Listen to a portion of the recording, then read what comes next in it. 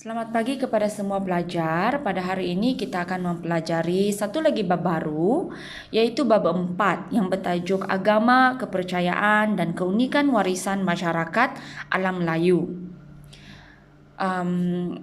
Apa yang akan kita belajar dalam bab 4 ini? Yang pertama adalah tentang agama dan kepercayaan awal masyarakat alam Melayu, dan yang kedua adalah tentang keunikan warisan kerajaan alam Melayu. Sebelum kita ke subtopik yang lebih lanjut, cikgu akan terangkan apakah maksud bagi perkataan agama dan kepercayaan.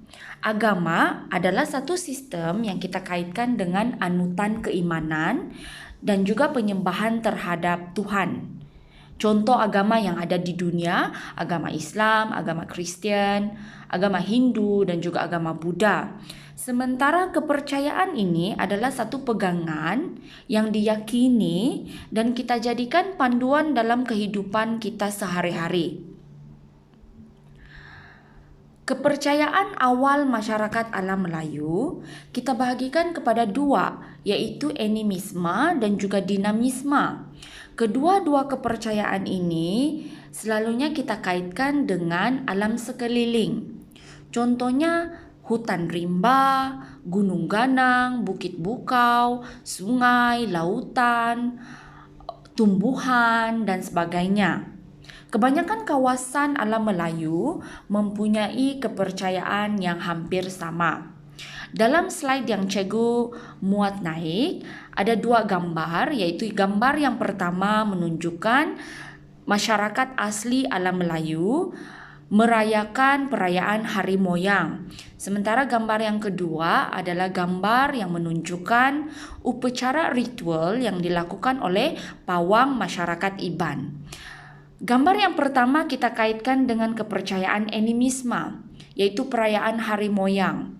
Perayaan Hari Moyang ini adalah satu ritual pemujaan kepada roh nenek moyang.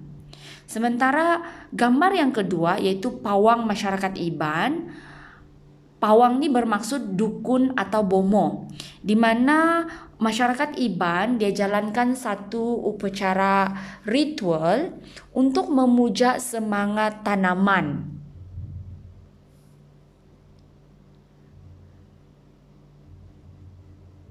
Kepercayaan animisme biasanya kita kaitkan dengan kepercayaan terhadap makhluk halus ataupun penyembahan roh nenek moyang yang dipanggil sebagai hyang. Apa sebab penyembahan ini dilakukan? Tujuan penyembahan ini dilakukan adalah untuk memastikan supaya keluarga yang masih hidup sentiasa mendapat kebaikan, perlindungan, dan juga terhindar daripada kesusahan atau nasib buruk yang berlaku di dunia. Dinamisme pula adalah satu kepercayaan di mana setiap benda atau makhluk mempunyai semangat, dan semangat ini dipanggil sebagai mana.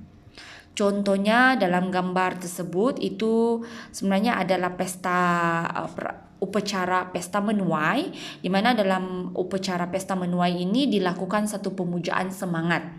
Pemujaan semangat padi agar hasil tanaman yang subur dan banyak diperolehi oleh masyarakat Kadazan Dusun.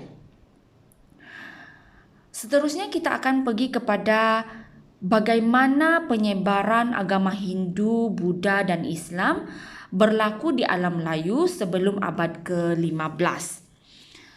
Agama Hindu dan Buddha mula tersebar di alam Melayu dan seterusnya mempengaruhi kehidupan masyarakat Kerajaan Funan, Champa, Sriwijaya, Angkor, Majapahit, Kedah Tua, dan juga Gangganegara sebelum Masihi.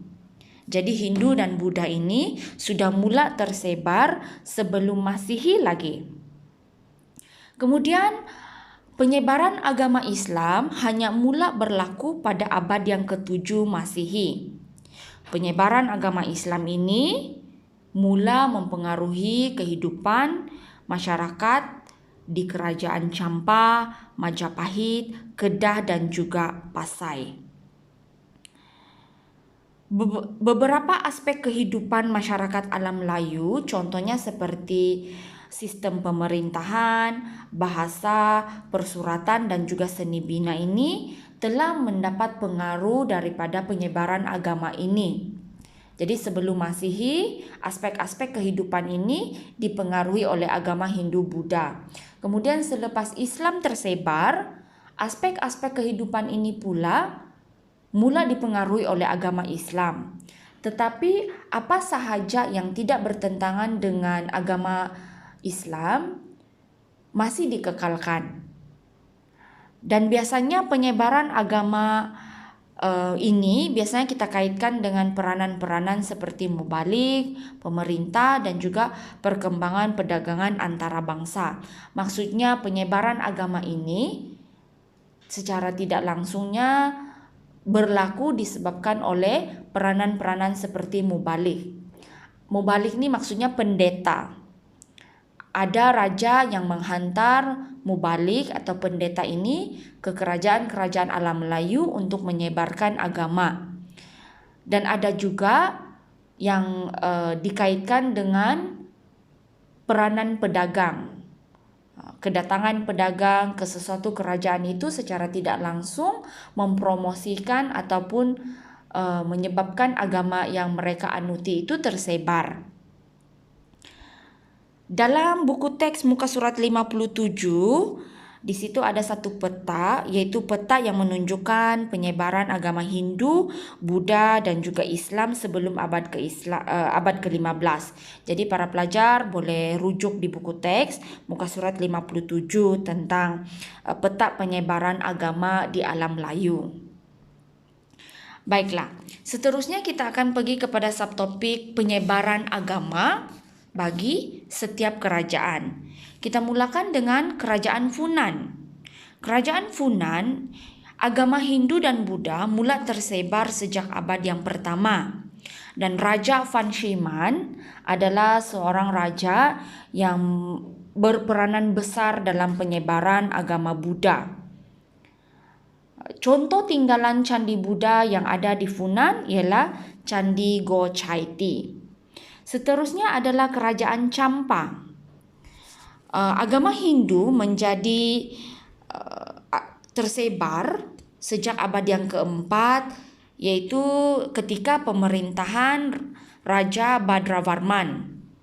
Semasa pemerintahan Raja Badravarman, Raja Badravarman telah mendirikan satu candi yang terletak di lembah Mison yang dipanggil sebagai Candi Siva Badesvara, dan candi Hindu juga dibina di Po Nagar. Candi Dongduong itu adalah satu bukti penyebaran agama Buddha di Champa. Dan telah ditemukan juga batu bersurat yang bertarikh 1035 dan juga batu nisan yang bertarikh 1039 atau 1039 di Panduranga. Dan penemuan batu bersurat dan juga batu nisan ini merupakan bukti penyebaran Islam di Champa. Penyebaran Islam di Champa ini bermula semasa pemerintahan Sultan Zainal Abidin, yaitu pada abad yang ke-14. Kemudian seterusnya adalah kerajaan Angkor. Agama Hindu merupakan agama ataupun anutan utama masyarakat kerajaan Angkor, di mana penyebaran agama Hindu ini berlaku semasa pemerintahan Suryavarman yang kedua. Dan buktinya kita boleh lihat Angkor Wat, yaitu Angkor Wat ini adalah satu candi Hindu. Namun peranan agama Hindu sebagai agama utama ini diambil alih oleh agama Buddha semasa pemerintahan Jayavarman yang ke-7, yaitu pada abad yang ke-12. Seterusnya adalah Kerajaan Sriwijaya.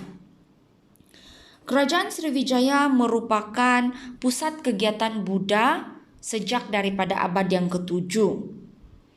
Dan buktinya, Ai Sing, yaitu seorang pendeta Buddha yang berasal daripada China, telah datang ke Sriwijaya untuk mempelajari bahasa Sanskrit dan juga menerjemahkan kitab-kitab agama Buddha. Antara seni bina ataupun candi Buddha yang terdapat di Kerajaan Sriwijaya, contohnya seperti Candi Muara Jambi, Candi Bahal, dan juga Candi Muara Takus. Seterusnya adalah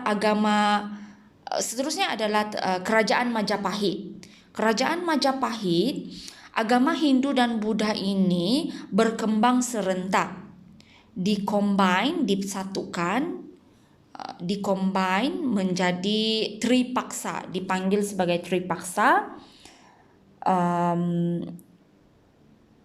Hayam Wuruk, antara bukti penemuan candi Hindu-Buddha yaitu Candi Jabong, Candi Suku, dan juga Candi Brahu. Agama Islam pula mula tersebar di Majapahit sejak abad yang ke-14. Buktinya, Wu Ping, yaitu seorang pegawai kerajaan dinasti Ming, dilantik sebagai wakil tetap di Majapahit. Dan Gan Eng Chow, yaitu ketua kaum Cina, pernah dilantik ketua kaum Cina di Tuban, yaitu sebuah kota pelabuhan Majapahit. Seterusnya adalah Kerajaan Kedah Tua. Agama Buddha mula diamalkan di Kerajaan Kedah Tua sejak abad ke-5, kemudian diikuti dengan agama Hindu. Dan Islam mula disebarkan di Kerajaan Kedah Tua pada abad yang ke-12, yaitu selepas pemerintah Kedah Tua yang ke-9, Maharaja Derbaraja II, memeluk Islam pada tahun 1136. Dan yang terakhir sekali adalah Kerajaan Gangganegara. Masyarakat Kerajaan Gangganegara menganut agama Buddha. Kita boleh tengok bukti anutan agama Buddha di Kerajaan Gangganegara apabila terdapat penemuan arca-arca Buddha di Lembah Kinta. Arca ni patung ataupun patung Buddha. Contohnya seperti Avalokitesvara di Bidor, Perak, yang ditemukan juga pada abad ke-6 sehingga ke-9 Masihi. Baiklah, pembelajaran kita untuk hari ini sampai di sini. Pesanan cikgu kepada semua pelajar, sila jawab soalan yang cikgu muat naik ke dalam Google Classroom. Pastikan anda menghantar tugasan anda tepat pada masanya. Jangan lewat kerana kelewatan akan mempengaruhi markah terkumpul yang akan kita kira sekali dalam average mark. Terima kasih.